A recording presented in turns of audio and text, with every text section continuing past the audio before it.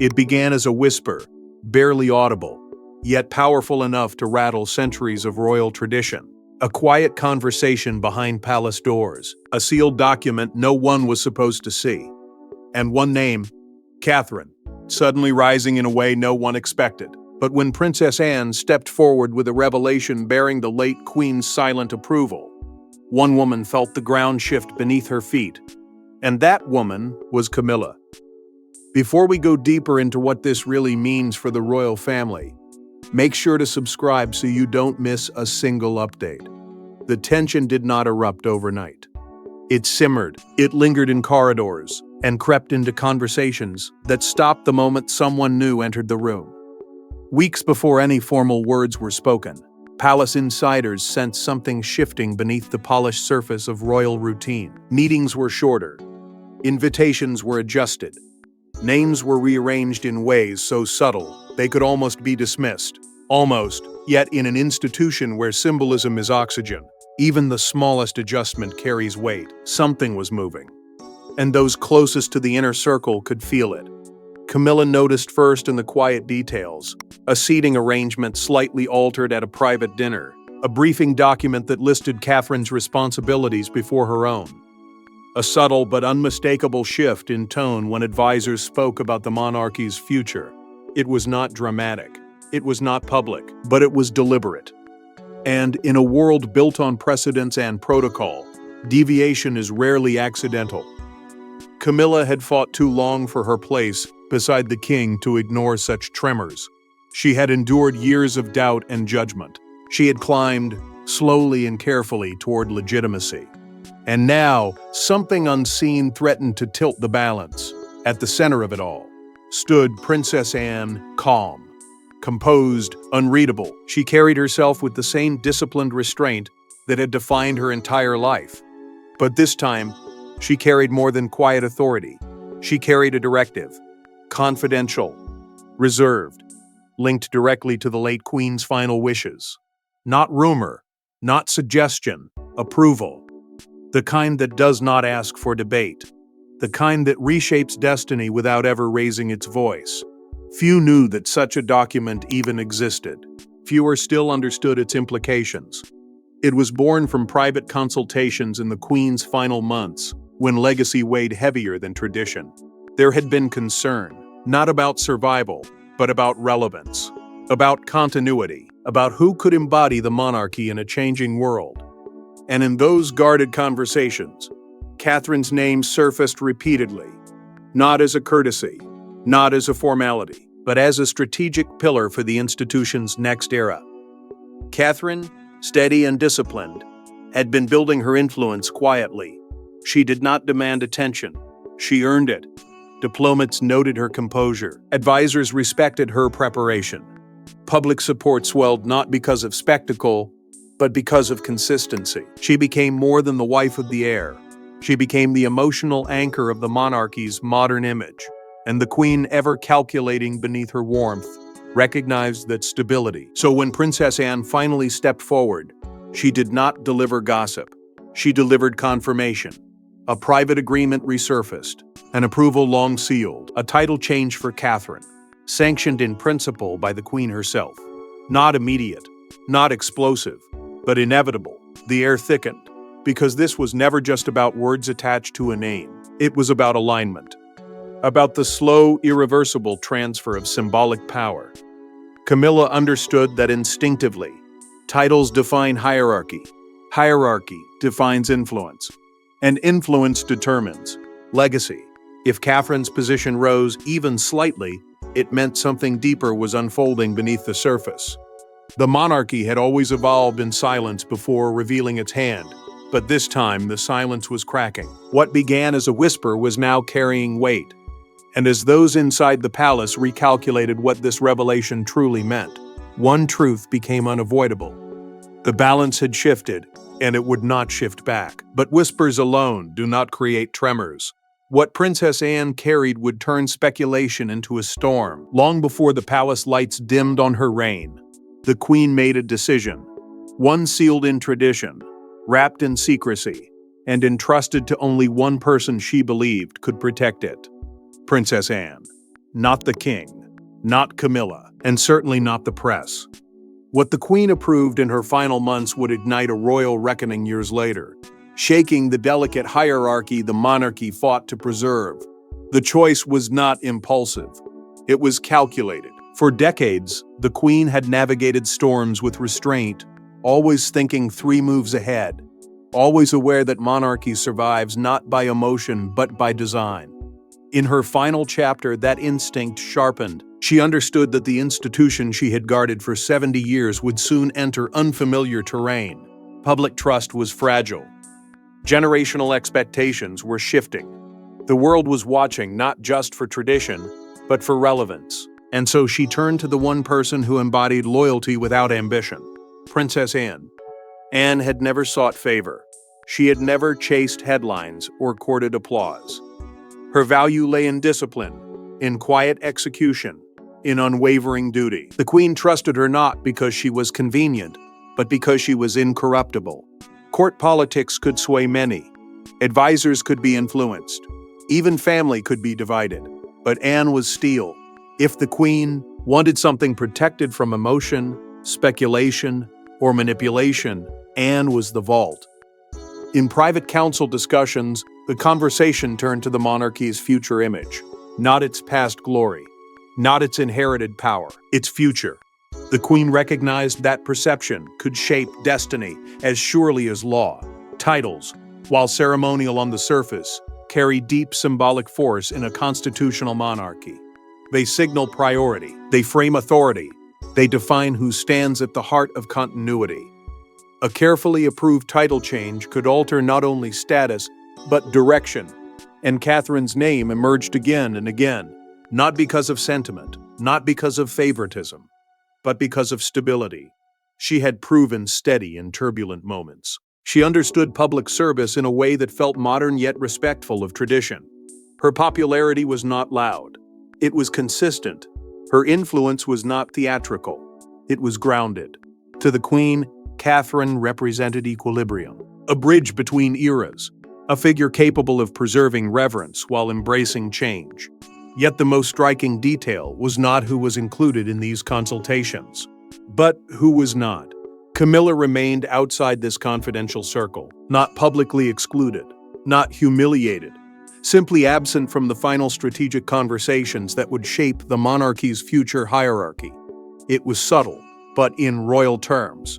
Subtlety speaks volumes. Camilla had secured her role beside the king, but the queen's long-term vision extended beyond present titles. It looked ahead to legacy. The approval was drafted quietly. No announcement, no immediate shift, just a principle set in place, waiting for the right moment. The queen understood timing, as well as she understood duty. A decision revealed too early could divide. Revealed too late, it could weaken impact. So she entrusted the burden to Anne. Protect it. Guard it. Reveal it, when necessary. And that necessity would come. Because beneath the surface of royal unity, tension simmered.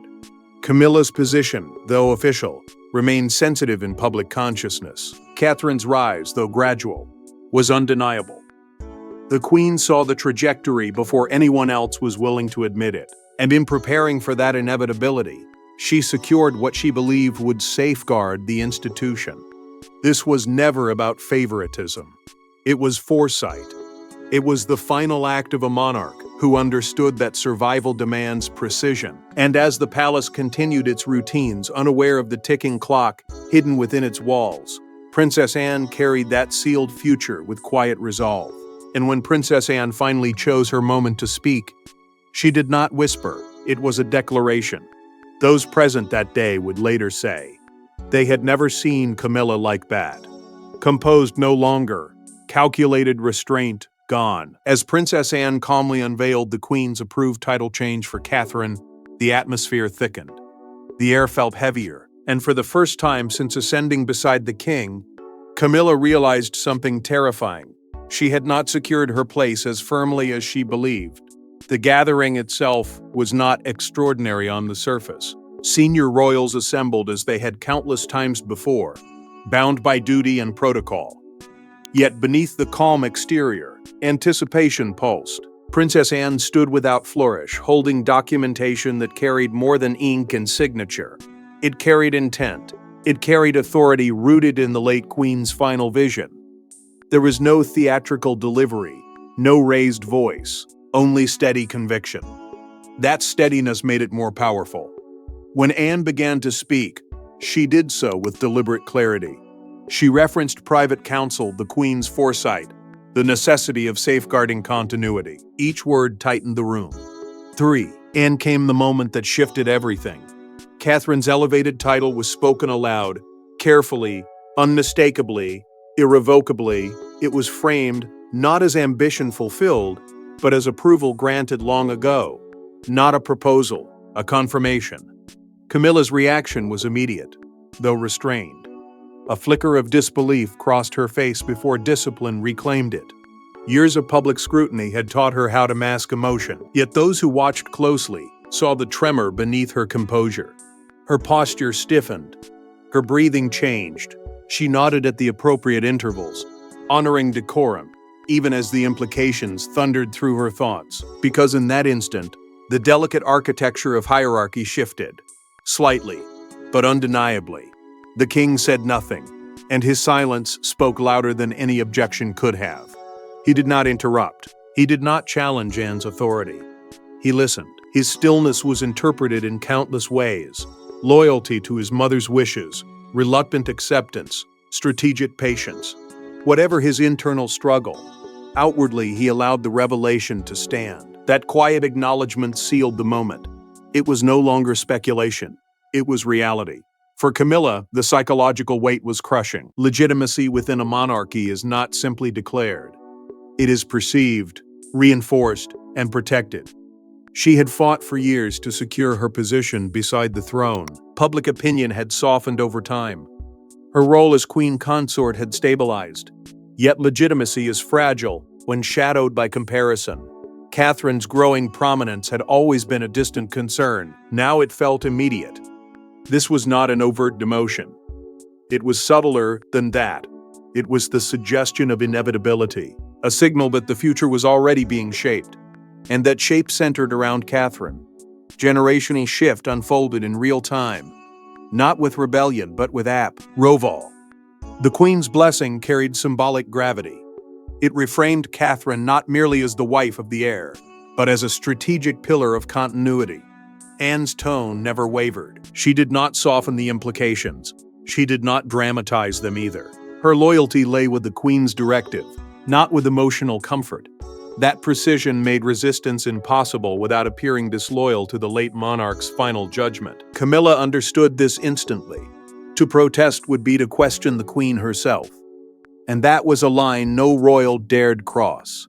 As the meeting concluded, conversations resumed with measured politeness. But nothing was the same. A recalibration had occurred.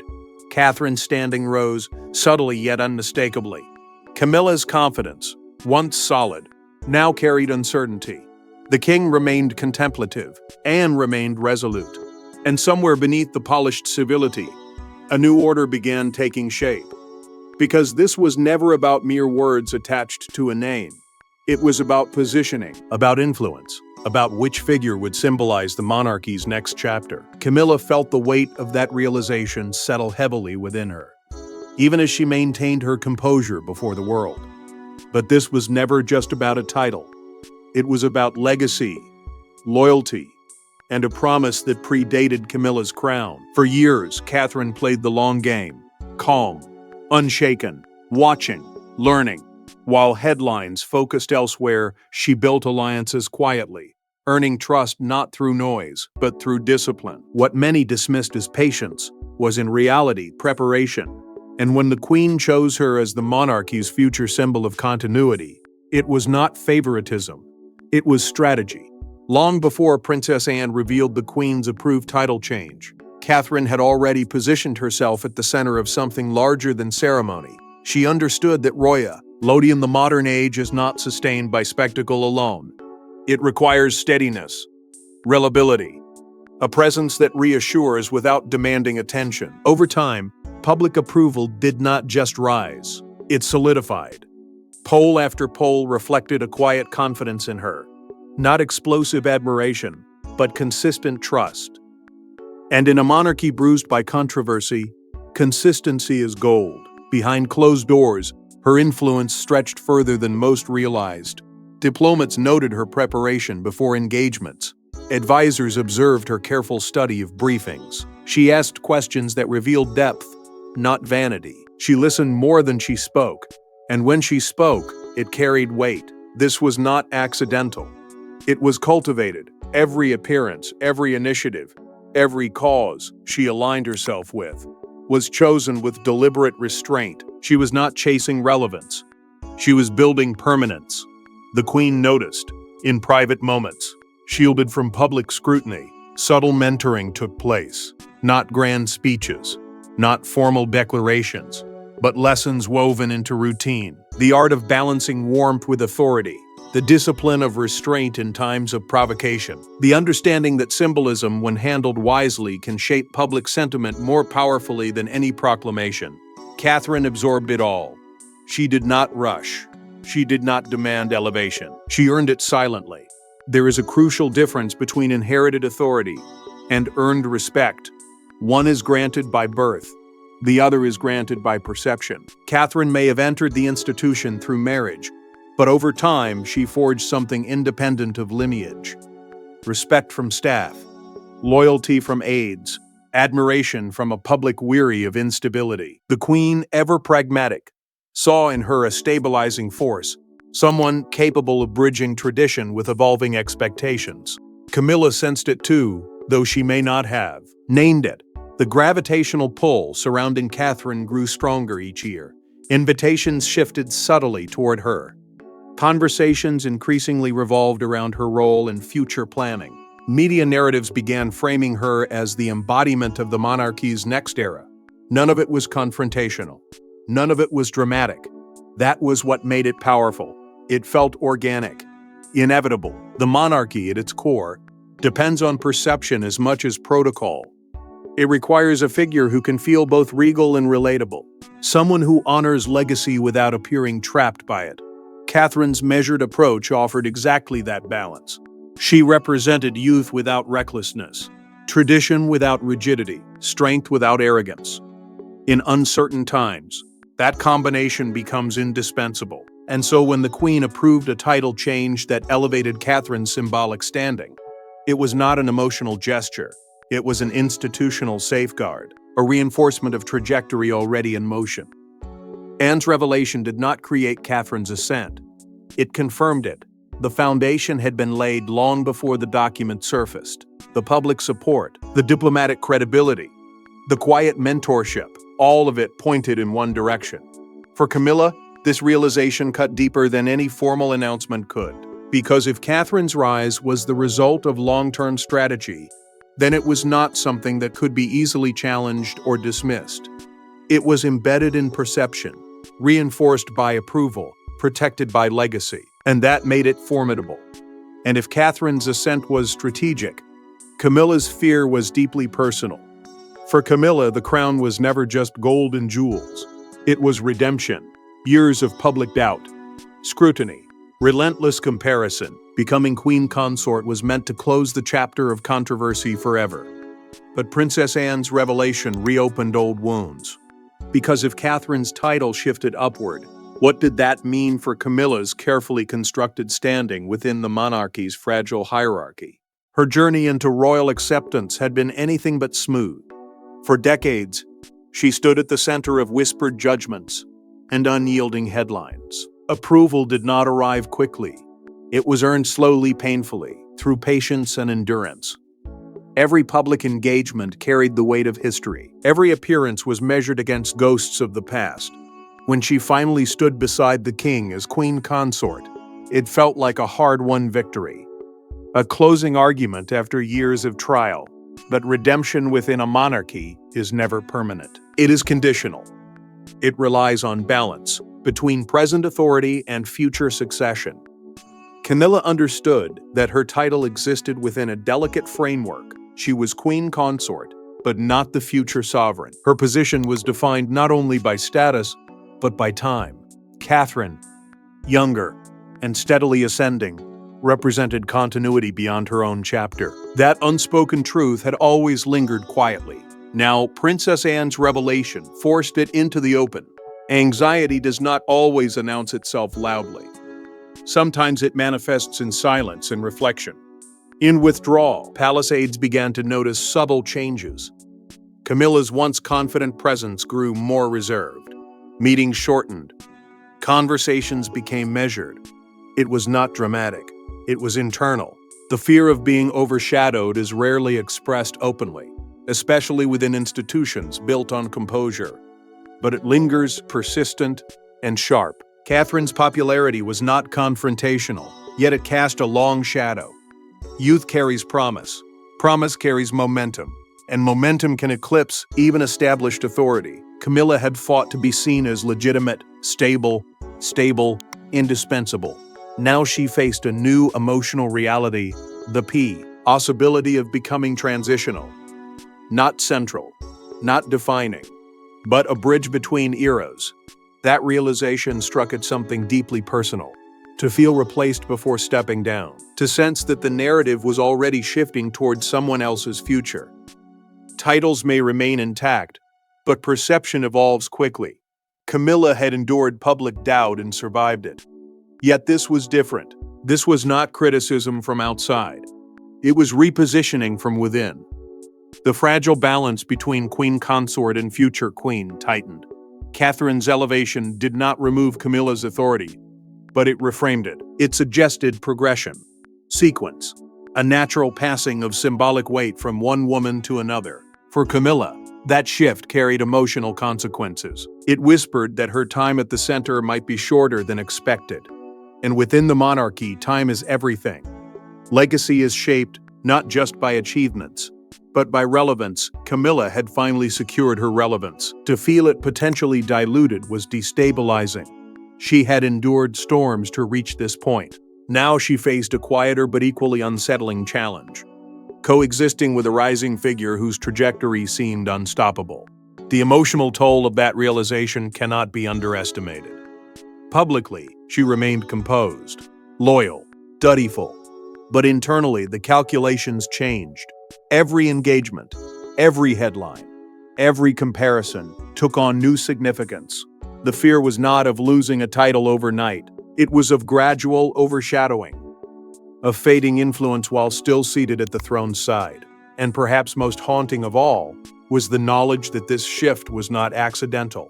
It was deliberate, sanctioned, rooted in the late queen's vision that made resistance impossible without appearing defiant toward legacy itself. Camilla was not battling Catherine, she was grappling with inevitability. Yet what made this revelation even more explosive was not who gained power, but who orchestrated it behind the scenes. Princess Anne does not raise her voice. She does not seek headlines. But when she moves, the monarchy shifts. Loyal to the queen's final vision, she waited patiently for the precise moment when silence would no longer serve the institution.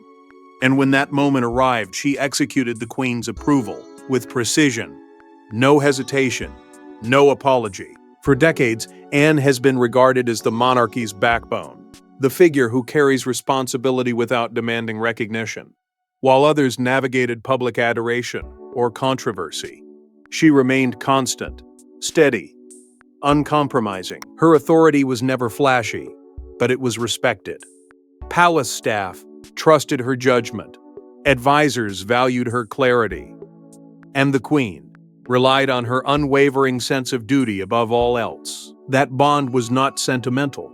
It was built on discipline and shared understanding. They spoke the same language. Service first, emotion second. It was that bond that made Anne the natural guardian of the queen's final approval.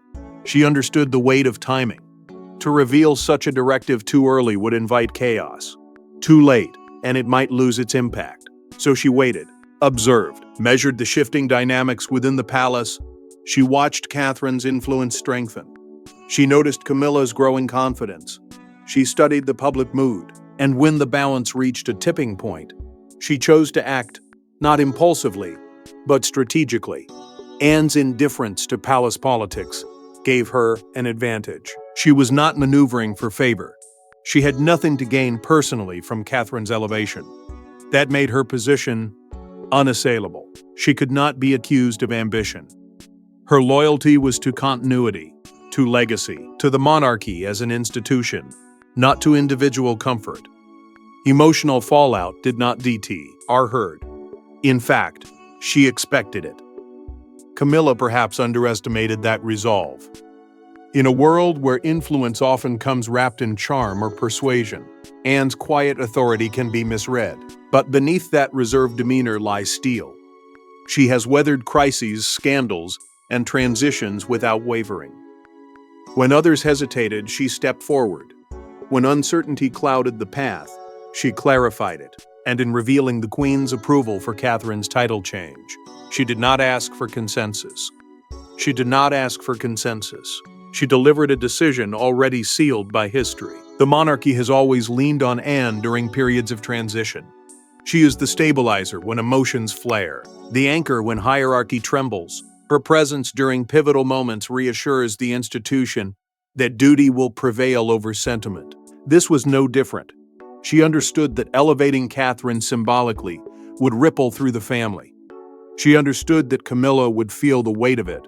She understood that the king might wrestle privately with its implications, yet she moved forward regardless. Because Anne operates on a different metric, legacy over comfort. She believed the Queen's vision required fulfillment, not delay.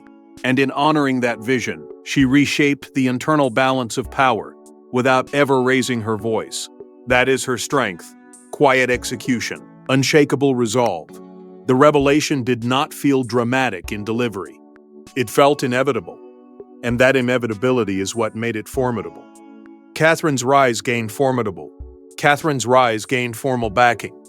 Camilla's certainty faltered. The king remained contemplative, but Anne stood firm, her role complete. She had fulfilled a final promise, and in doing so, she reminded everyone that real power within the monarchy does not always wear a crown. But Anne's move triggered more than emotion. It ignited a royal recalibration that no one could reverse. Within hours of revelation, alliances quietly shifted. Private conversations grew urgent. Advisors recalculated. The palace was no longer united under quiet compromise.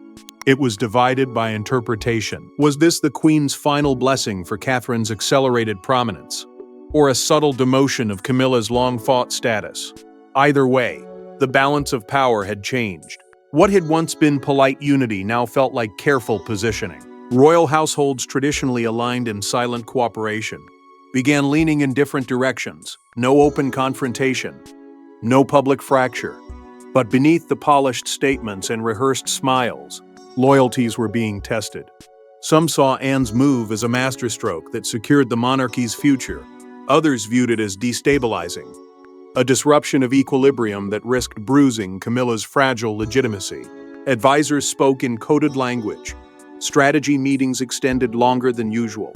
The question was no longer whether Catherine's title carried weight. It was how far that weight would extend. Would her influence now shape policy? Would her visibility increase? Would public perception begin to place her not just beside the heir, but symbolically closer to the throne itself? Each possibility carried implications that stretched far beyond ceremonial adjustments. The media, sensing tension, amplified every nuance. Headlines speculated on rivalry. Commentators debated hierarchy. Analysts dissected body language and public engagements. What had been a controlled internal revelation now echoed across public discourse. And with every article praising Catherine's poise and future promise, the contrast sharpened. Camilla's supporters felt the pressure mounting. Within the king's inner circle, uncertainty deepened. He stood at the intersection of loyalty and foresight. Loyalty to his wife, who had endured years to stand beside him. Foresight Tawa. Third, the institution he now led, aware that public trust is the monarchy's lifeblood. His silence during Anne's declaration had preserved dignity, but silence could not resolve the strategic dilemma unfolding around him. To reinforce Camilla too strongly might appear resistant to his mother's vision. To embrace Catherine's elevation too openly might deepen emotional fractures at home. Meanwhile, public enthusiasm surged. Social platforms and commentary threads buzzed with praise for Catherine's steady leadership and relatable presence. The narrative began shifting organically. Words like future continuity and modern strength appeared repeatedly in connection with her name. It was not orchestrated. It was momentum. And momentum, once ignited, is difficult to contain. Camilla's closest allies recognized the urgency. Damage control was discussed discreetly. Engagements were recalibrated. Messaging was refined to reinforce unity and shared purpose. But beneath the surface, the fear lingered. Had the narrative already escaped their control? In monarchy, perception often hardens into reality faster than protocol can adapt. As tension simmered, a deeper realization took hold within the palace walls.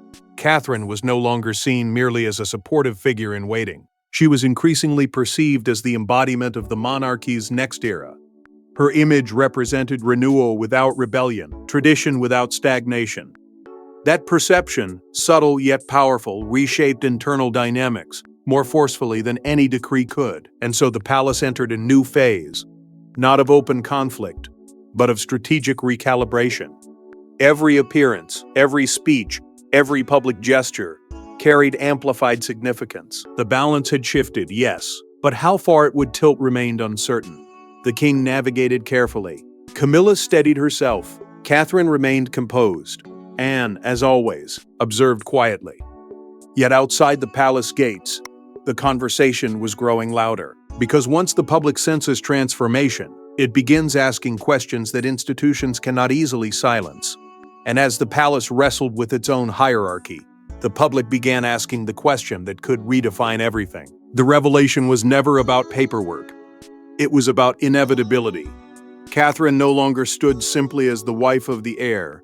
She now carried the unmistakable imprint of the Queen's final endorsement. And as Camilla trembled at what this meant for her remaining years in the spotlight, the monarchy faced a truth it could no longer delay.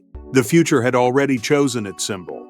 What followed was not chaos, but momentum. Public reaction moved swiftly, almost instinctively, framing Catherine not just as a future queen by title, but as a successor in spirit. Commentators spoke of continuity. Citizens spoke of trust. The language surrounding her shifted from supportive to sovereign. It was subtle, yet seismic. Without a coronation, without ceremony, perception began crowning her in advance. And perception, in monarchy, is power. Royal imagery began reshaping itself in real time. Engagements featuring Catherine carried heightened attention. Her initiatives drew amplified praise. The symbolism was impossible to ignore. She represented a bridge between eras, young enough to resonate with a modern audience, grounded enough to reassure traditionalists. That balance made her formidable. The Queen's endorsement, revealed at precisely the right moment, felt less like a gift and more like confirmation of destiny. For Camilla, this shift forced a confrontation with limits she had long avoided acknowledging. Influence has boundaries, even at the highest levels. She remained queen consort. Her role remained official. Yet influence now competed with inevitability. She had fought to belong. She had earned her standing, but she could not rewrite the passage of time. The spotlight, once secured, now felt shared. And sharing in monarchy is rarely comfortable. Privately, the emotional toll deepened. Not in public outbursts or dramatic gestures, but in quiet realization. The remaining years beside the throne would now unfold beneath Catherine's growing shadow. Every engagement would be measured not only for its own merit, but for how it contrasted with the promise of what came next. That awareness carried weight, personal, political, profound. Princess Anne, unmoved by backlash or speculation, stood firm. Her duty was complete. She had honored the Queen's vision, regardless of discomfort. Criticism did not shake her. Emotional reactions did not sway her. She believed in continuity over sentiment. And in that conviction, she anchored the institution through turbulence once again. The king, meanwhile, began a gradual recalibration of his own. Legacy is not static. It evolves. As public enthusiasm for Catherine intensified, he recognized the strength of that momentum. His role shifted from protector of present harmony to architect of future stability. Acceptance did not arrive instantly, but it emerged steadily. He saw what the queen had seen, a figure capable of carrying the monarchy forward with grace and discipline. And so the monarchy evolved not through rebellion, not through dramatic overhaul, but through silent generational endorsement. The torch did not pass abruptly. It glowed brighter in Catherine's hands with each passing day. The institution, often resistant to rapid change, adapted quietly. The Queen's foresight became evident. The future had not disrupted the present. It had integrated itself within it. For the public, the narrative crystallized. Catherine embodied renewal without rupture, strength without scandal, continuity without compromise. That perception solidified her symbolic authority long before formal succession would demand it. And once symbolism takes hold, it reshapes reality. Camilla steadied herself within this new order, aware that dignity would define her final chapter. Anne remained resolute. The king leaned into evolving legacy, and Catherine, calm as ever, carried the weight of expectation without visible strain. Yet beneath this poised exterior, one lingering uncertainty hovered. Because even as momentum surged and perception aligned, the question of timing and consequence remained unresolved. Power, once symbolically transferred, does not return to its former state. But even as Catherine's star ascends, one question lingers in the corridors of power. In chess, the most devastating moves are planned long before they are played. Did the Queen foresee this moment? Did she understand that a single approval, kept in reserve, could protect the monarchy's future while redefining its present? As Camilla steadies herself in the wake of Princess Anne's revelation, one truth remains undeniable. This was not chaos. It was design. The Queen's reign was built on patience, on reading not just the board before her, but the board years ahead. She understood that monarchy is not sustained by reaction. It is preserved through anticipation. And in her final chapter, when time grew fragile and legacy weighed heavier than ceremony, she chose foresight over comfort. The approval she granted Catherine was not impulsive sentiment. It was calculated preservation, a safeguard placed quietly into Anne's hands, waiting for the exact moment when the institution would need reinforcement. Public trust, once shaken, is difficult to rebuild. The Queen knew this better than anyone. She had watched crises unfold, scandals erupt, loyalties fracture. She had witnessed how quickly admiration could erode when confidence faltered. By symbolically strengthening Catherine's standing, she was not favoring an individual. She was protecting perception. The monarchy's survival depends on belief. Belief in continuity, belief in stability, belief that the next chapter will be steadier than the last. And in Catherine, she saw a figure capable of embodying that promise. For Camilla, however, the path forward now feels uncertain. She remains queen consort, dignified and composed. Yet the narrative around her has shifted. The revelation did not strip her of authority, but it reframed her place within the evolving story. Her journey, marked by endurance and redemption, now shares space with inevitability. She must navigate her remaining years beside the throne with grace, knowing that the spotlight is slowly widening to include another. Catherine, for her part, does not celebrate. She absorbs. Responsibility settles on her shoulders, not as triumph, but as duty. The Queen's endorsement carries weight beyond prestige. It carries expectation, to embody continuity, to honor tradition while adapting to a changing world. She understands that visibility invites scrutiny.